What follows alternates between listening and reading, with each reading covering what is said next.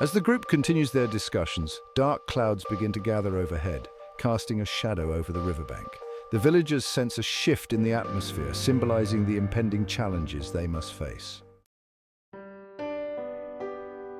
As we've discussed water as nourishment, I sense we're on the brink of exploring deeper waters, waters that may challenge us psychologically.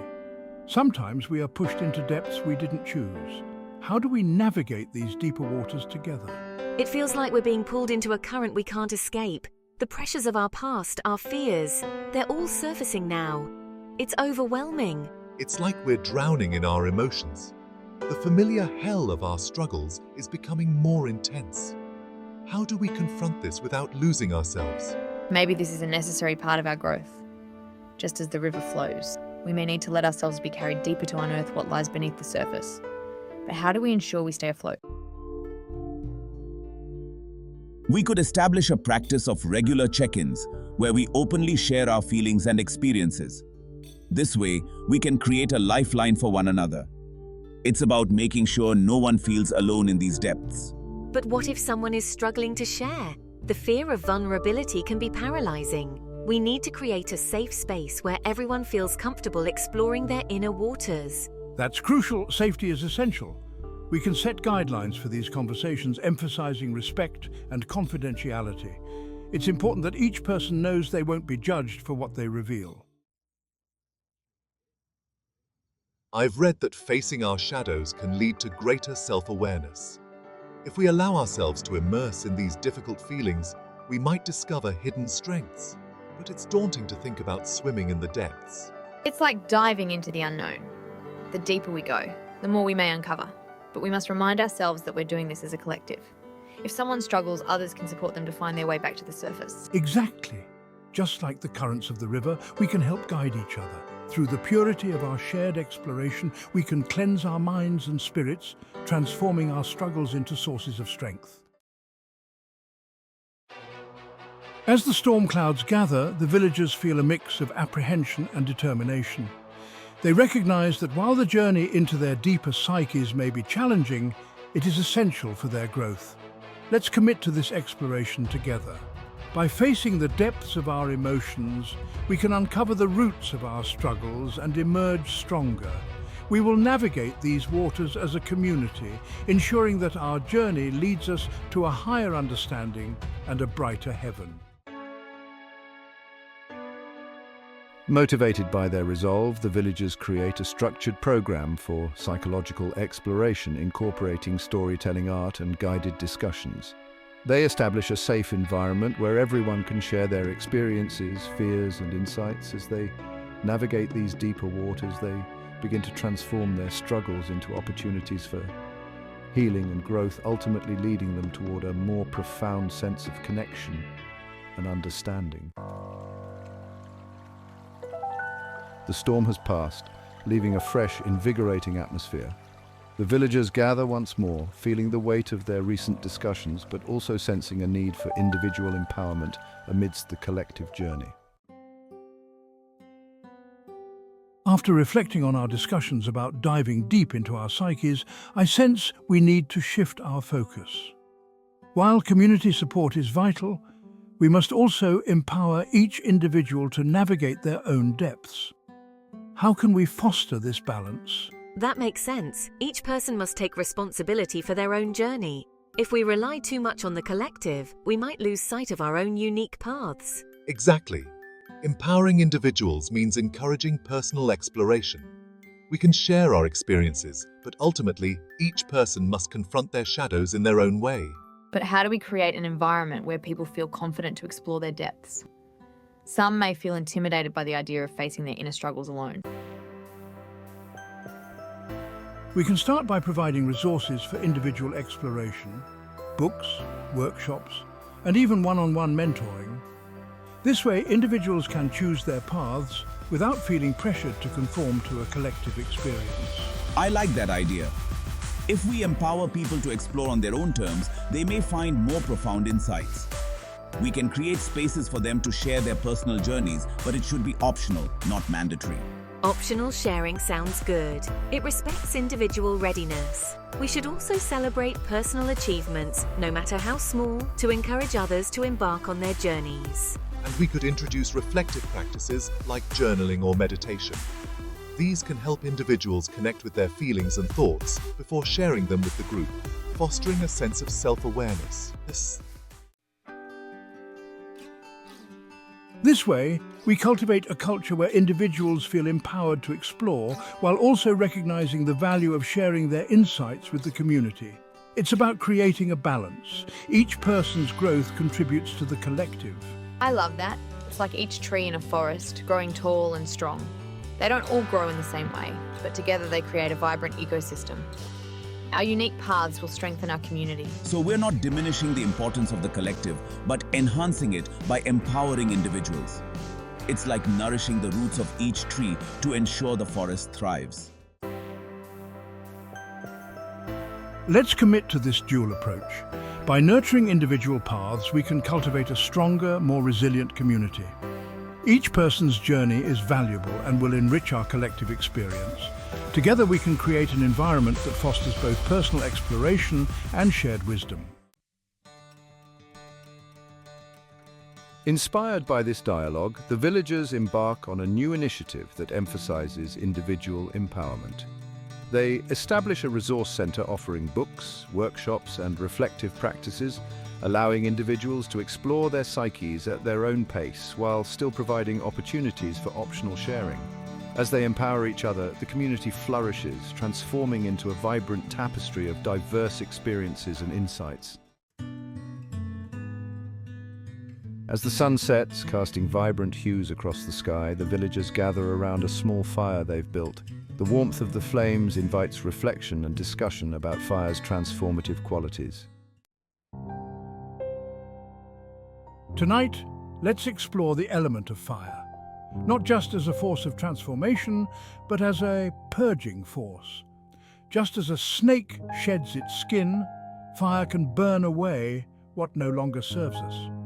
How can we relate this to our personal and collective journeys? Fire reminds me of the idea that growth often requires letting go.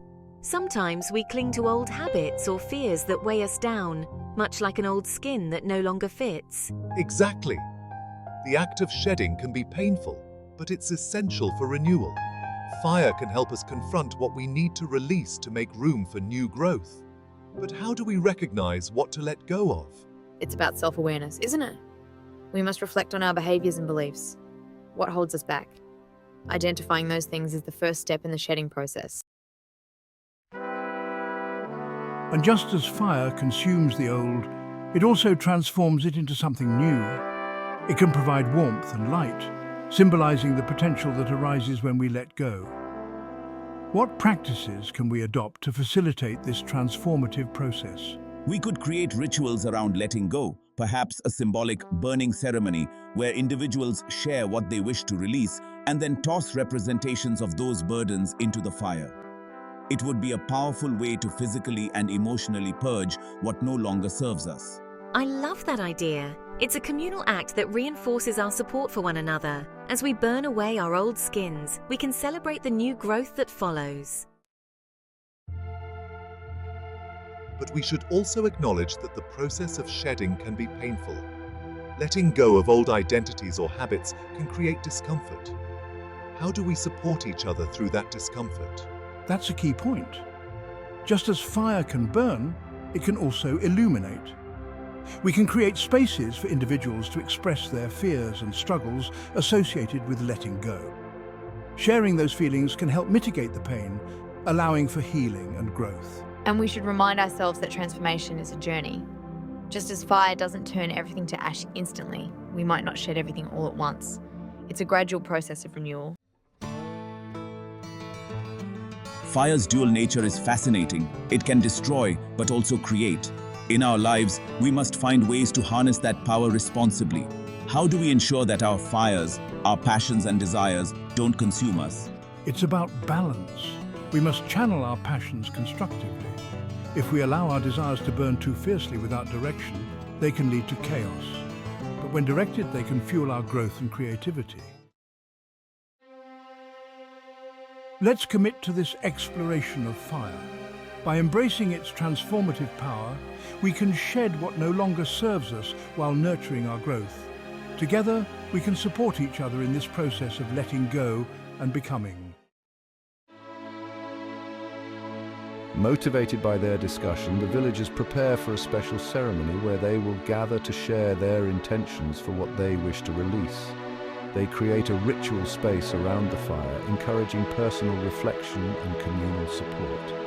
As they shed their old skins, they embrace the transformative power of fire, illuminating their paths forward and igniting new possibilities. As the fire crackles and the stars begin to twinkle above, the villagers gather closer, feeling the warmth and light. Elias senses a deeper conversation is needed as they reflect on the dual nature of fire, its capacity for enlightenment and its potential to overwhelm. As we delve deeper into the nature of fire, let's consider its role in enlightenment. Fire can illuminate truths and provide clarity, but what happens when the light it casts becomes too intense? Can the burden of truth sometimes outweigh our need to live empowering lives? That's a powerful thought. Sometimes the truths we uncover can be heavy. They can challenge our beliefs and disrupt our sense of peace. If we focus only on the harsh realities, we might lose sight of what empowers us. Exactly. Enlightenment can feel like a double-edged sword. While it helps us grow, it can also create inner turmoil. We might end up feeling burdened by the knowledge we gain, leading to anxiety or despair. It's like being consumed by the fire of truth. We may become so focused on understanding every detail that we forget to live fully in the moment. How do we find a balance between seeking knowledge and maintaining our well-being? Finding that balance is crucial. We can pursue enlightenment, but we must also prioritize our emotional and mental health. What practices can we adopt to ensure that our search for truth empowers rather than overwhelms us? We could encourage mindfulness practices where we take time to integrate what we learn. Instead of rushing to uncover every truth, we can pause to reflect on how those truths affect us and our lives. That's a great idea. By allowing ourselves time to digest new insights, we can prevent the fire from consuming us. It's about respecting our own limits. And we should lean on each other for support. If someone is feeling overwhelmed by their discoveries, we can help them process those feelings. It's about creating a safe space where vulnerability is welcomed. Also, we need to remember that not every truth needs to be confronted immediately. Some truths may require more readiness or context before we can fully embrace them without feeling overwhelmed. Let's commit to navigating this balance together. By embracing the enlightening qualities of fire while remaining mindful of its intensity, we can ensure that our journey toward truth empowers us rather than consumes us. Together, we can cultivate a culture of thoughtful exploration and support. Inspired by their dialogue, the villagers establish a practice of reflection where they gather after exploring new ideas or truths to discuss how those insights affect them personally. They create rituals that honor both the enlightening nature of fire and the importance of self-care, ensuring that their pursuit of knowledge remains empowering and enriching. The fire crackles softly as the villagers sit together, contemplating the evening's discussions. Elias senses that now is the time to introduce the idea of ambition and its dual nature as represented by fire. As we continue to explore the nature of fire, let's consider its representation of ambition. Fire can ignite our passions and drive us toward our goals, but what happens when that ambition becomes too intense? Can we risk flying too close to the sun? That's a compelling metaphor. Ambition can be a double-edged sword. It pushes us to achieve, but if we're not careful, we can overreach and find ourselves in a precarious position. Exactly. The story of Icarus comes to mind. His ambition led him to fly too high, resulting in his downfall. It's a reminder that unchecked ambition can lead to disastrous consequences. But what about the opposite? A lack of ambition can leave us stagnant and unfulfilled. If we never strive for anything, we risk living a life of inaction and misery. How do we navigate this tension between ambition and caution? That's the crux of it, isn't it? We need to find a balance between pursuing our passions and recognizing our limits. What practices can we adopt to ensure our ambitions propel us forward without leading us to fall? Setting realistic goals can help. If we break our ambitions into manageable steps, we can maintain our drive without overextending ourselves. It's about keeping our aspirations aligned with our realities. And we should celebrate small victories along the way. Recognizing our progress can keep our fire burning without letting it become an inferno that consumes us. Reflection is key. We need to regularly assess whether our ambitions are serving us or leading us into dangerous territory. If we find ourselves feeling overwhelmed, it's a signal to recalibrate our goals. I agree. Reflection allows us to stay connected to our values and intentions. If our ambitions begin to overshadow our well-being or relationships, we can adjust course before it's too late. And we must lean on each other for support. A community that encourages ambition while also holding each other accountable can help prevent the pitfalls of unchecked desire. How can we create that kind of supportive environment? We could establish mentorship pairs where individuals can share their ambitions and receive feedback. This way, we can encourage one another while ensuring our aspirations remain grounded. And we should create spaces for open dialogue about the challenges and fears associated with our ambitions. Knowing we're not alone in our struggles can help us navigate them more effectively. As the fire flickers, the villagers feel a renewed sense of purpose and understanding about their ambitions. They recognize the importance of balancing drive with caution, reflection, and community support. Let's commit to this exploration of ambition together. By embracing the fiery nature of our aspirations while remaining mindful of our limits, we can pursue our goals without losing sight of our well-being. Together, we can cultivate a culture that celebrates ambition and supports sustainable growth. Epilogue.